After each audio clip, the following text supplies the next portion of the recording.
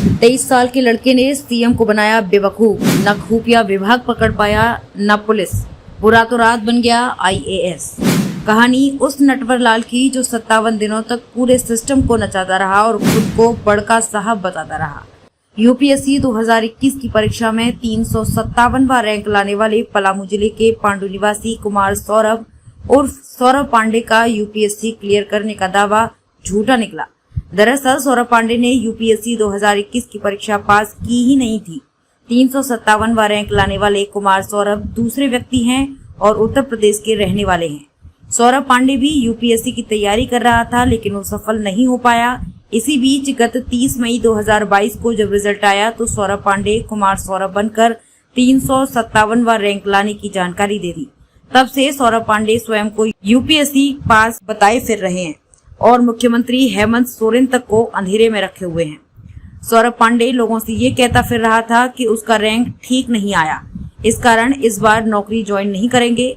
फिर से तैयारी में जुटा है और पूरा प्रयास कर रहा है कि इस बार अच्छा रैंक ले आए।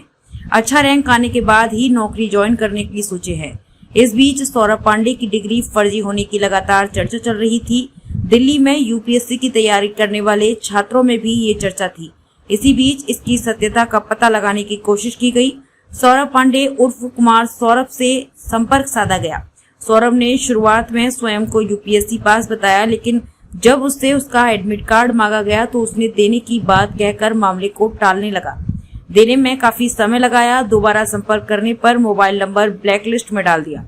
दूसरे नंबर से तीसरी बार संपर्क करने पर सौरभ पांडे ने स्वयं के फर्जी होने की कहानी बयां कर दी। सौरभ ने कहा कि जिस दिन रिजल्ट आया देखा कि वो फेल हो गया था, लेकिन इसी बीच कुमार सौरभ के पास होने की जानकारी हुई। कुमार सौरभ के नाम और रैंक का हवाला देकर उसने स्वयं को पास बता दिया। कुमार सौरभ बनकर सौरभ पांडे 2 दिन पूर्व मुख्यमंत्री हेमंत सोरेन के कार्यक्रम में भी शामिल हुआ। रांची के कोचिंग संस्थान में भी जाकर यूपीएससी की तैयारी में जुटे छात्र छात्राओं को कामयाबी के टिप्स दिए। मीडिया में छाए रहा था सौरभ। गत 30 मई को सौरभ पांडे के कथित तौर पर यूपीएससी की परीक्षा पास होने पर वो मीडिया में छाए रहे। सौरभ की सफलता के पीछे उनकी बहन का हाथ बताया गया और उनके संघर्ष की कहानी समाचार पत्रों में सुर्खियों में रही। बड़ी बहन गांव में बच्चों को कोचिंग क्लास कराती है। इससे जो रुपए जमा होते थे वो उसकी पढ़ाई के लिए दिल्ली भेजती थी। सौरभ के पिता का निधन 1 दशक पूर्व हो गया है। सौरभ के संघर्ष की कहानी में उसकी बहन को प्रमुखता से जोड़ा गया और खूब वाहवाही लूटी गई, जबकि ऐसा नहीं होना चाहिए। परिवार, समाज और देश को अंधेरे में रखने वाले सौरभ जैसे युवक पर कार्रवाई होनी चाहिए। फर्जी वाहवाही लूटने का मामला पहला नहीं। पलामू में यूपीएससी परीक्षा पास कर फर्जी वाहवाही लूटने का ये मामला पहला नहीं है। इससे पहले वर्ष 2020 की परीक्षा में मेदिनी नगर के आबादगंज निवासी अविनाश कुमार ने भी कुछ इसी तरह से स्वयं को पास बताया था। बिहार और झारखंड के 2 कैंडिडेट का एक ही नाम अविनाश कुमार रहने के कारण बिना कुछ जांच समझे अविनाश कुमार ने भी अपनी सफलता की कहानी गढ़ दी थी। दरअसल जिस दिन रिजल्ट आया था उस दिन अविनाश के दोस्त ने फोन करके बताया कि उसका यूपीएससी में चयन हो गया है। इससे कुछ घंटे तक भारी कंफ्यूजन हुआ था। हालांकि बाद में कॉल करके अविनाश ने सभी मीडिया प्रतिनिधियों से माफी मांगी और कहा कि दोस्त ने गलती से उसके चयन होने की जानकारी दे दी थी।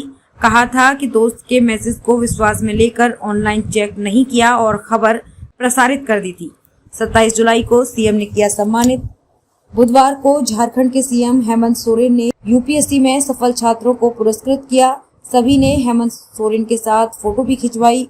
पलामू के पांडु के रहने वाले कुमार सौरभ ने सीएम के साथ फोटो खिंचवाई और सम्मान ग्रहण किया।